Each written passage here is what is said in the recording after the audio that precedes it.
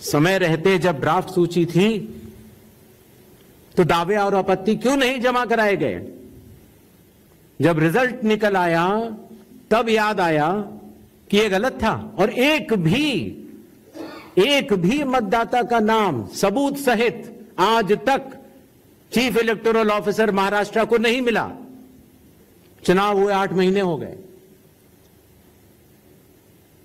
महाराष्ट्र में क्यों नहीं उच्चतम न्यायालय में चुनावी याचिका दायर की गई? फिर एक बात यह कही गई कि आखिरी घंटे में इतना मतदान कैसे? चुनाव आयोग ने जवाब दिया था और आप सबने लिखा भी था कि अगर 10 घंटे मतदान होता है तो हर घंटे 10% का औसत होता है। आखिरी घंटे में 10% से कम मतदान हुआ। तो यह बात कैसे कही जा रही है? ऐसा नहीं होता कि किसी भी बात को अगर आप 10 बार बोलते रहें, 20 बार बोलते रहें तो सच हो जाए। सच सच होता है और सूरज पूरब में ही उगता है, किसी के कहने से पश्चिम में नहीं उगा करता। लोकसभा के समय हमारा गठबंधन महाराष्ट्र में सारे के सारे जो ओपिनियन पोल्स थे वो कह रहे थे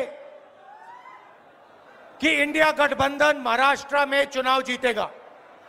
लोकसभा के समय हमारा गठबंधन महाराष्ट्र में चुनाव जीतता है।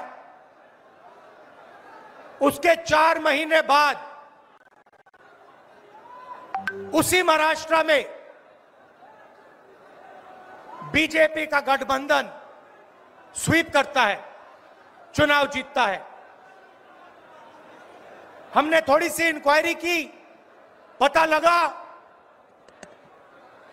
कि लोकसभा चुनाव के बाद इलेक्शन कमीशन ने महाराष्ट्र में जादू से 1 करोड़ नए वोटर पैदा कर दिए। लोकसभा में और विधानसभा में 1 करोड़ वोटरों का फर्क था।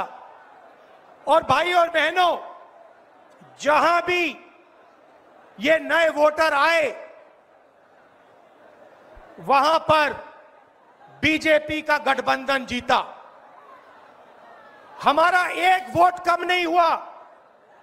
हमारे गठबंधन को जितने वोट लोकसभा में मिले उतने ही वोट हमें विधानसभा में मिले।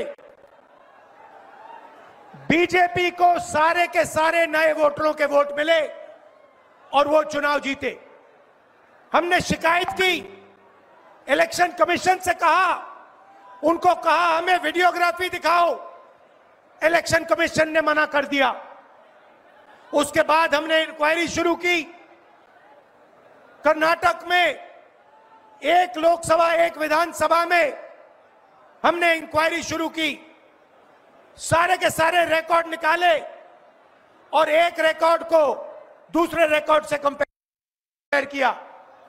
भाई और बहनों, पता लगा कि एक विधानसभा में 1 लाख से ज्यादा वोट चोरी हुए और इन वोटों के कारण लोकसभा की सीट कर्नाटक में बीजेपी जीती।